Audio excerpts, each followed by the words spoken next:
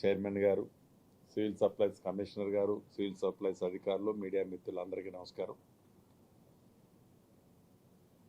ఇది 4వ మీటింగ్. ఇందాక చైర్మన్ గారు చెప్పినట్టు ఈ సబ్ కమిటీకి 4వ మీటింగ్ ఈరోజు సమావేశం జరుపుకోవడం జరిగింది. పారదర్శకంగా ఏదో కేబినెట్ వరకు కూర్చోనో సబ్ కమిటీ వరకు కూర్చోనో ఏవో నిర్ణయాలు తీసుకోవద్దని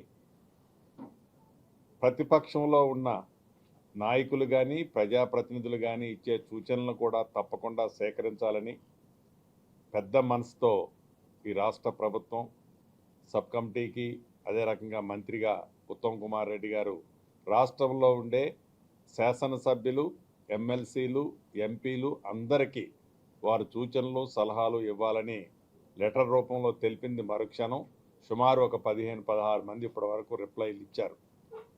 వారు ఇచ్చిన వాటన్నిటినీ కూడా క్షుణ్ణంగా ఈ సమావేశంలో చర్చించడం జరిగింది. దాంట్లో కొన్ని రీజనబుల్ అనిపించుకున్నాయి. ఈవెన్ ప్రధాన ప్రతిపక్షం అని చెప్పుకుంటున్న బీఆర్ఎస్ పార్టీ వాళ్ళు ఇచ్చిన వాటిని కూడా కన్సిడర్ చేసే దాంట్లో ఎక్కడా భేషజాలకి ఈ పార్టీ పోదు. రెండవది, సుమారు ఇప్పటి వరకు 89,96,000 అంటే 90 లక్షల కార్డులు ఇప్పుడు ఉన్నాయి.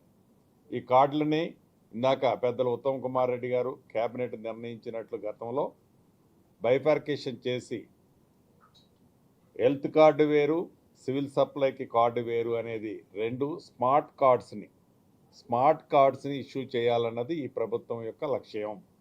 అర్హులైన ప్రతి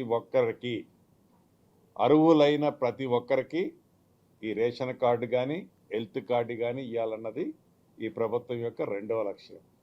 అంటే ఎక్స్పెండిచర్ ఎక్కువ అవుతున్నది తక్కువ అవుతున్నది అనేది ముఖ్యం కాదు. పేదవాడికి సివిల్ సప్లైస్ అన్ని అర్హత ఉన్న వాళ్ళకి సివిల్ సప్లైకి సంబంధించినవి కానీ మిగతా ప్యాటర్న్లో కానీ ప్రతి పేదవాడికి అందించాలన్నదే ఈ ప్రభుత్వం యొక్క ముఖ్య ఉద్దేశం. గతంలో